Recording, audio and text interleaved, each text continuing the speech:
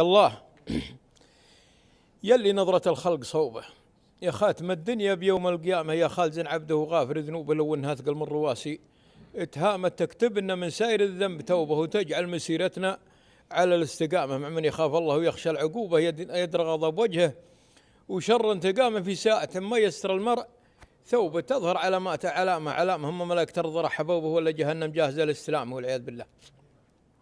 والمجتمع يالله تطهر قلوبهم من فتنة الدنيا وهرج النمامة تلعب بهم دنيا اللعوب نصوبة في هذ من بيعت مثل بيع خامة بيعت على أصحاب المصالح جلوبه ودلالها يفرض عليها غرامه وإنسان في كشف الحقائق صعوبة لبد نور الحق يجل الظلام ورع الردى لبد تكشف عيوبه والمحترم يفرض عليك احترامه. ولو كل رجل يعرف اللي ينوبه ما شفت أحد يسلك طريق العدامة لا شك كل مقتنع في سلوبه كل حسب عرفه وحسب اهتمامه. ناس تزيد الطيب طيب وطيوبه وناس ترد الطيب خبث ولآمه وروس على فعل الجميل ومعصوبه وراس حرام يحط فوقها عمامه. رجل اليمن الرجال اعتزوا به وقف موازيه من جم المقامه يعرف وجوب الله ويعرف وجوبه وان قال قولا ما يخالف كلامه. رجل يضيع هقوت اللي هقوبه عند المواقف ما تشيله عظامه واللي وقف قامت تصافق كعوبه في اللازم الحاضر سريع انهزامه.